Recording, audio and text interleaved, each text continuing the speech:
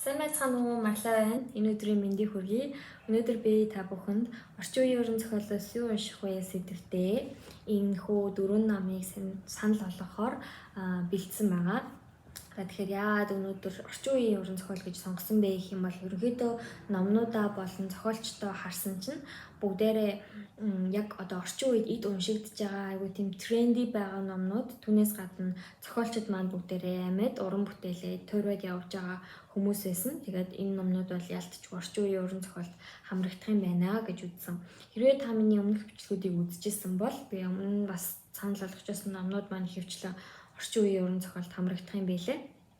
За тэгээд хэрвээ бид нар уран зохиолыг нэг үндэстэй том мод гэж бодох юм бол орчин үеийн уран зохиол маань тэр модны нэг том мөчр нь тэр мөчрөөс салаалсан бас айгүй олон жижиг мөчр болон навч байгаа. Тэгэхээр ерөнхийдөө орчин үеийн уран зохиол гэдэг нь ганцхан зүйл биш, маш олон сонголттой, маш олон дэд бүлэгтэй гэсэн. Тийм болохоор би та бүхэнд юу унших вэ гэсэн энэ олон сонголтын донд таны сонголтыг баг зэрэг хөнгөрчлөхөөр сонирхолтой гэж үзсэн номнуудаа танилцуулахаар, уншихад тохиромжтой гэж үзсэн номнуудаа танилцуулахаар бэлдээд байгаамаа. Ингээд алын нуршилгүйгээр эхний ном руу орцгоё. Эхний ном бол The Curious Incident of the Dog in a Night Time гэсэн нэртэй ном байгаа. Шөнийн цагаар нэгэн нохой тохиолдсон одоо хачирхалтай ослын тухай гэдэг тийм нэртэй Марк Хаден гэдэг зохиолчийн 2003 онд хэвлэгдэж гарч ирсэн Mystery төрлийн новел байгаа. Яагаад энэхүү номыг хамгийн ихэнд танилцуулж авъя гэвэл энэ ромаа уншихад айгүй амархан байсан. Монгол хэл дээр орчуулагдсан эсхийг мэдэхгүй байна. Гэхдээ энийг англи хэл дээр уншихад айгүй амархан.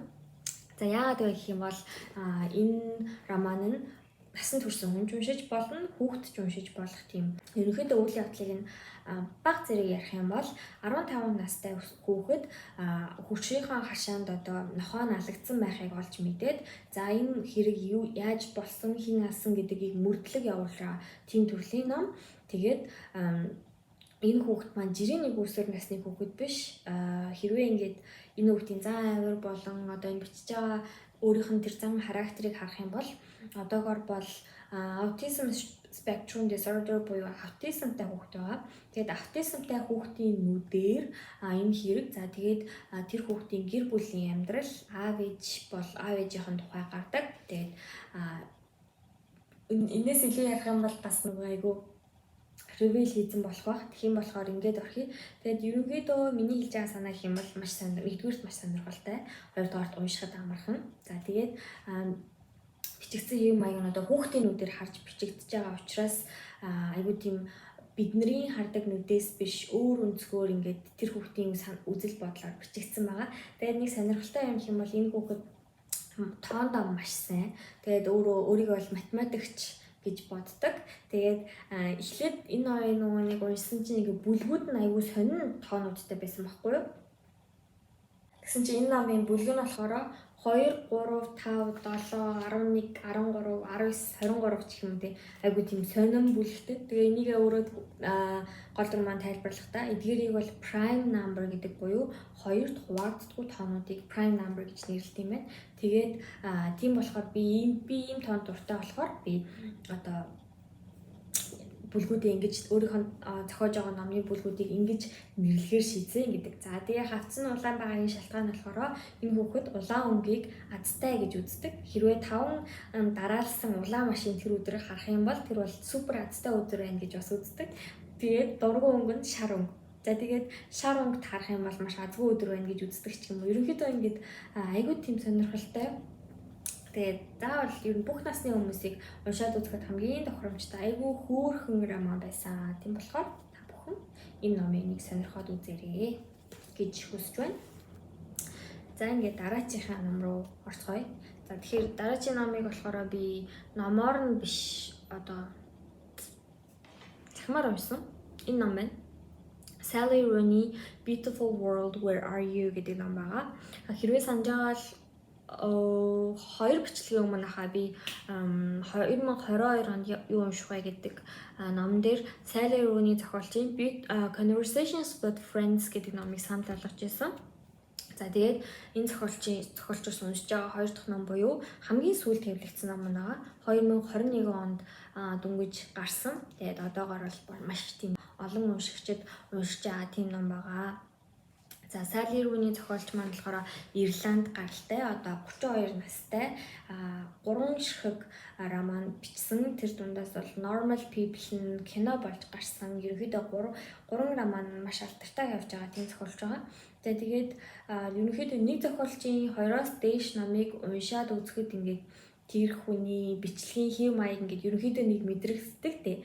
Тэгэхээр энэ Sally Rooney гэдэг зохиолчийн бичлэгийн хэв маяг бол надад маш таалагдж байгаа. Ерөнхийдөө цаашдаа айгуу тийм уншихаар миний дуртай зохиолчдын нэг болсон.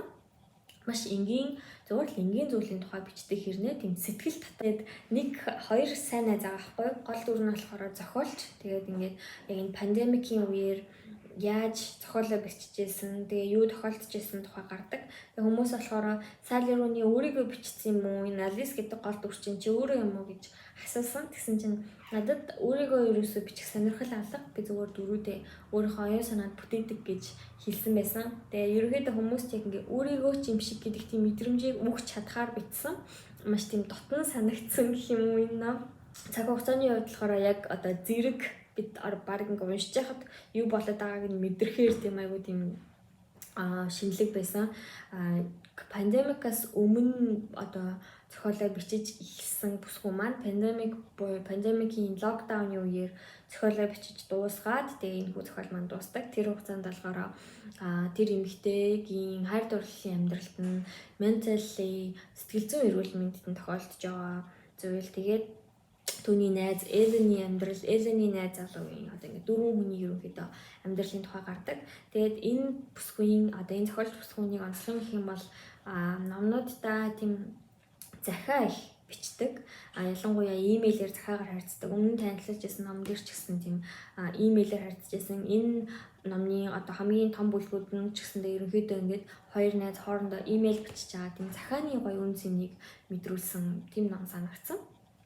За тэгэхээр хоёрдугаар роман бол Sally Rooney тэгэхээр хоёрдугаар роман бол Sally Rooney Beautiful World Where Are You гэсэн роман байгаа. 2021 онд гарч ирсэн. Айгуу шинэхэн ном байгаа. За дараагийн ном руу орцгоё. Энэ бол Alice Munro Dear Life гэсэн ном байгаа. Энэ богино өгүүлбэрийн төвөр дотроо 14 богино өгүүлбэртэй. Хэрвээ та бүхэн энэ Alice Munro гэдэг зохиолчийг мэддэг бол энэ хүн богино өгүүлбэрийн зохиолч гэдгээрээ маш алдартай. 2013 онд Нобелийн өдөр зохиолын шагналыг хүртэж исэн. За тэгэхэд 1931 онд төрж исэн. Одоо 91 настай Канадын зохиолч байгаа.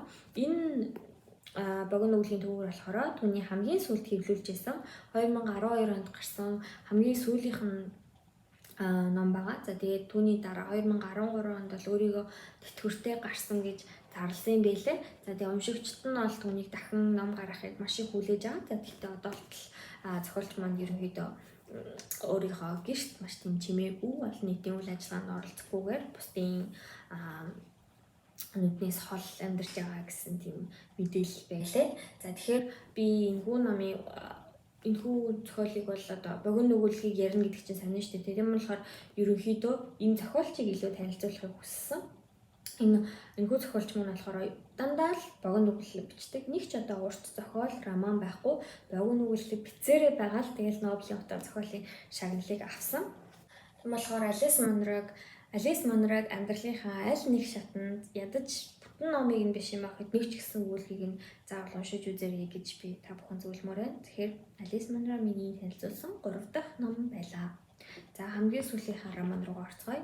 Хамгийн сүүлийн роман маань бол бас нэлийн зузаан. Хамгийн том ном маань байгаа учраас би миний сүүлд орууллаа. За 700 орчим хуудастай. Яг энэ хэвлэл нь бол 720. Тэгээд нэг арай хэрвээ та нар Google-д үзэх юм бол нэг залуугийн зурагтай амар гоё cover-тай нэг хэвлэл байгаа. Тэр нь бол хэд вүлээ? 800 гаруй хуудастай байсан. Энэ болохоор зохиолчийн маань ингээ 3 ботыг ингээ нийлүүлж гаргасан хэвлэл нь болохоор ерөнхийдөө ингээ арай бага хуудастай байгаа юм. За энэ Let Life гэдэг ном 2015 онд гарч ирсэн. Hanya Yanagihara гэдэг зохиолчтой. За би 3 дурчиж магадгүй. Америк зохиолч Хавай гаралтай тэм зохиолч юм лээ. За энэ ном бол ерөнхийдөө бүр ингээд Америкийн алдартай хүн болгон л бараг Little Life гэх нэг хэсэг амар их санал болгож ирсэн. Тэгээ би яг уншина гэж бодож явсаран байгаа. Тэгээд уншиж үзсэн. За тэгээд санал болох уугүй юу гэж ерөнхийдөө бас нэлээд эргэлзсэн. Яагаад гэх юм бол за нэгдүгээр шалтгаан гэх юм бол нэлээд зузаан удаан уншигдана. Айгуу том ном. Хоёрдугаар гэх юм бол энэ ном нь ямар нэгэн одоо санаа одоо юу гэдэг те ойлгуулах зүйл гэсэн юм бол бас байхгүй. Яагаад гэх юм бол энэ ном бол ерөнхийдөө миний тодорхойлолтоор бол айгүй өвтгдөг ном. Энийг уншиж явах явцад одоо тийм 4 галдуур байгаа энд. 4 найзууд, их сургуулийн 4 найзууд тэдний амьдрал одоо эдрэттэй амьдрал өвчин, зовлон, хайр дурлал тэдний одоо ингээд санхүүгийн асуудал ерөөдөө ингээд зөвл яг бяцхан тэдний амьдралын тухай л гардаг байхгүй. Тэгээд тэр амьдрал ингээд маш амттай, заримдаа гашуун, заримдаа уйлуулна, тэгээд маш өвтгдөг тийм ном байсан. Тэгээд тэг бодож байгаа ер нь бол санд болгохоор шийдсэн. Ягаад гэх юм бол энэ номноос та ямар нэгэн одоо амьдралын философи амар том сургамж бол авахгүй. Гэхдээ яг уншиж явах явцад маш гоё яг уншиж явах явцдаа та зүгээр л мэдэрч энэхүү тэр хүмүүсийн амьдралаар яг амьдарч ийм амьдрал байдгийм байна гэдгийг л мэдрэх тийм ном байхаа гэж бодсон. За тэгээд магадгүй айгу олон тийм хэцүү зүйлүүд бас гардаг учраас би ерөнхийдөө 18-аас дээш насны хүмүүсийг уншиж үзээрэй гэж зөвлөж байна. Харин нөгөө ихэнд танилцуулж байсан The Curious Incident of the Dog in the Nighttime номыг бол бүх насны хүмүүс унших тохиромжтой. Харин энэ номыг бол арай насанд хүрсэн. Тэгээд илүү амьдралыг одоо өөр нүдээр харъя гэсэн хүмүүс уншиж үзээрэй гэж би бодож байна. За тэгээ хэрвээ надад ингээд заавн байгаа, цаг нь гарах юм бол би магадгүй дахиад нэг 5-6 жилийн дараа дахиад энэ номыг уншаад үзэхэд бас нэг өөртөө төрж магадгүй гэж бодсон. Тэгэхээр магадгүй дахиж уншиж үзэх ба. За тэгээд өнөөдрийн миний танилцуулсан ингээд номнууд маань дууслаа. Тэгээ нэгийг нь бол би захин хэлбэрээр уншаад 3 ном болохоор номоор нь уншсан ба. За миний мэдж байгаагаар бол энэ 3 ном, энэ 4 ном яг одоогоор монгол хэл дээр орчуулагдаагүй байгаа байх. Хэрвээ та бүхэн одоо уншмаар байвал яг одоо бол англи хэлээр эсвэл өөр хэлээр унших боломжтой гэсэн үг. Тэгээд миний бодлоор бол энэ 4 ном маш алдартай байгаа. Тэгээд маш тренди байгаа гэдэг утгаараа удахгүй бас монгол хэл дээр орчуулагдаж гарах байхаа гэж найдаж байна. За тэгээд таалагдсан зохиол ах юм бол хэлээрээ уншиж үзээд сэтгэлээ хэлээрээ бас намайг уншиж үзөөсэй гэж бодож байгаа ном байвал надад санал болгоорой. Бичлэгийн маань үзсэнд баярлалаа. Дараа уулзъя. Баяртай. Иймэрхүү 4 номыг та бүхэнд унших тохиромжтой гэж үзээд дахиад эхлэе.